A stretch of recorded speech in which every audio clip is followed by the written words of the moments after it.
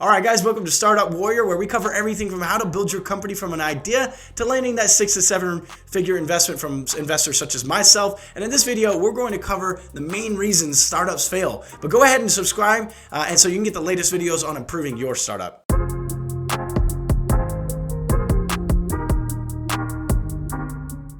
So there's been a lot of debate out there of exactly why do startups fail. You know, Harvard has actually done tons of studies on this, but after I've worked with hundreds of different startups, I've actually identified a bunch of reasons why I think that startups fail. First reason being market problems. So one of the major reasons why companies fail is that they run into the problem of there being a little or no market for the product that they have actually built. And some of the main symptoms that are there is that there's not a compelling enough value proposition or compelling event to cause the buyer to actually commit to purchasing. And any good sales rep will actually tell you that in order to get a sale in today's tough conditions, you actually have to find buyers with their hair on fire who are in extreme pain. And actually, you'll hear people always talking about whether or not their product is a vitamin, which is something nice to have, or an aspirin, which is a must-have.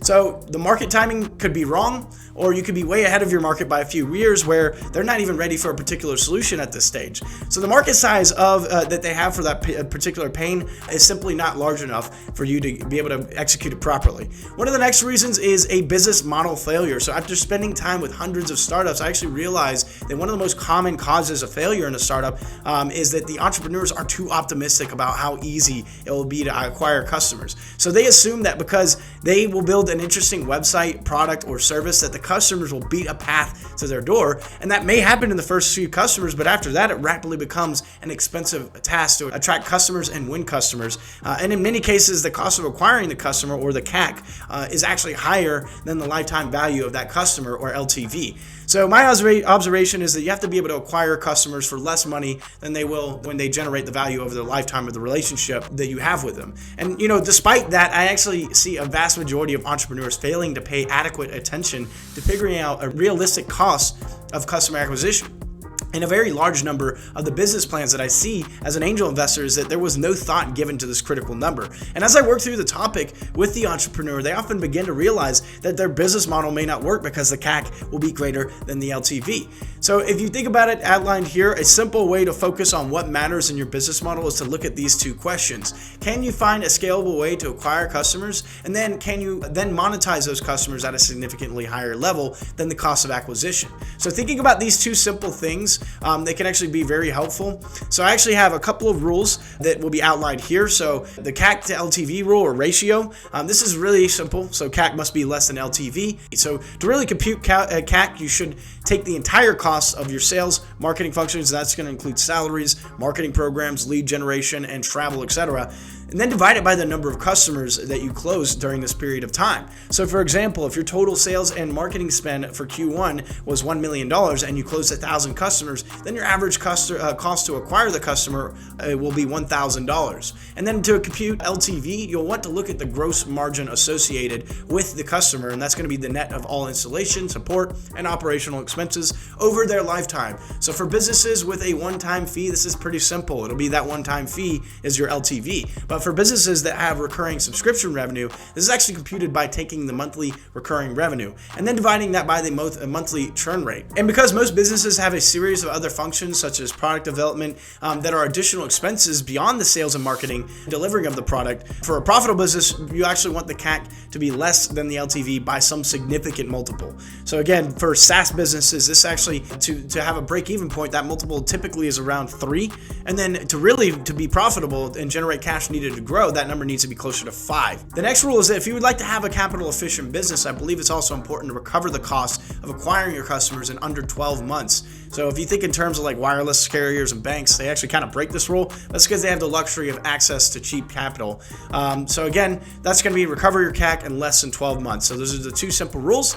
Moving on to number 3, having a poor management team. So it's an incredibly common problem that causes startups to fail is a weak management team.